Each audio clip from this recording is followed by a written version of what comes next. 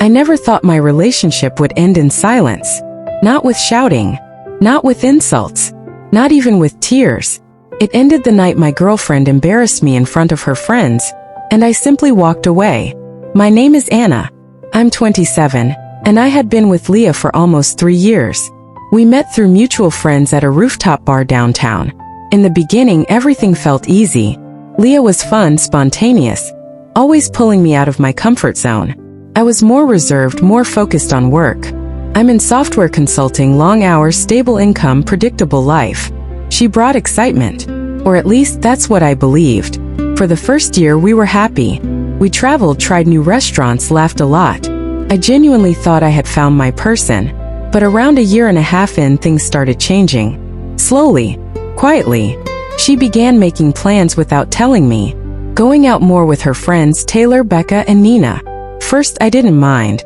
Everyone deserves their own life. But soon it became every weekend. Sometimes 4 nights a week. Whenever I suggested we spend time together, she acted like I was being needy. Then there was the money. I paid for almost everything. Rent, groceries, dinners, trips. Even her car insurance once when she said she was short that month. She had a job in marketing, made decent money, but somehow always needed help by the 3rd week. I never questioned it. I trusted her. The night everything broke was a Saturday in September. She had mentioned a coworker's birthday party earlier that week. I assumed we were going together. That afternoon I got dressed. Nice jeans, button-down shirt. She walked out of the bedroom wearing a short black dress I'd never seen before. She looked stunning, but distant. "What time are we leaving?" I asked. "I'm meeting the girls there at 8, she said, grabbing her purse. I blinked. "I thought we were going together."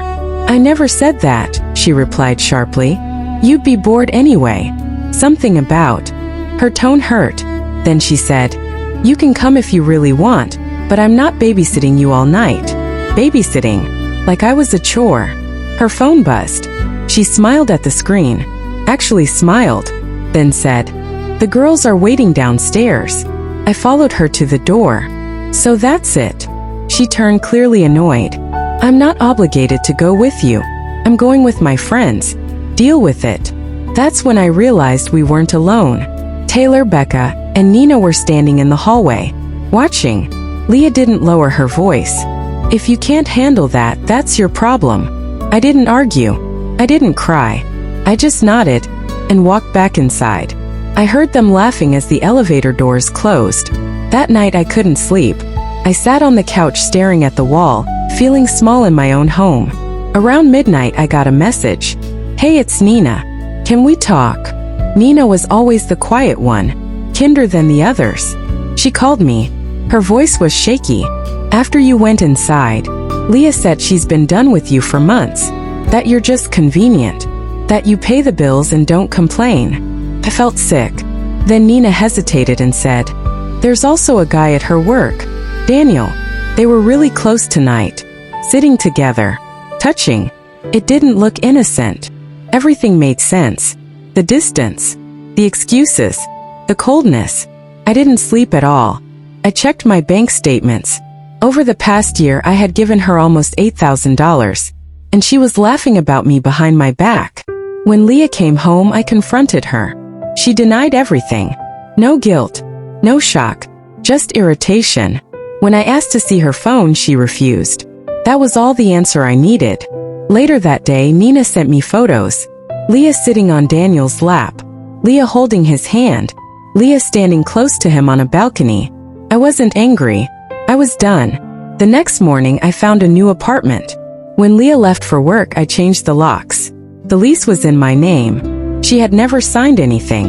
I packed all her things into boxes. At 3 p.m. I texted her. "Your stuff is ready. Pick it up by 6. She called. I didn't answer. She showed up with Taylor and Becca. Furious.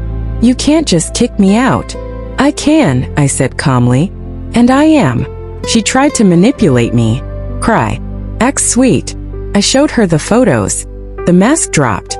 "You're going to regret this," she said. I replied. "I already regret wasting 3 years." She left. And I closed the door. For good. Weeks passed. I moved into my new place, started going to the gym again, reconnected with old friends. Nina checked on me often. Turns out Leah had nowhere to go. No money, no backup plan. Daniel dumped her once she expected him to replace me financially. Her friends eventually stopped helping her too. Funny how people disappear when there's nothing left to take. As for me, I learned something important. Some people don't love you. They use you. And when you finally walk away, they call you cold. But the truth is, walking away saved me. I didn't lose a girlfriend. I escaped a future where I would have been nothing more than a wallet with feelings. And I will never ignore red flags again.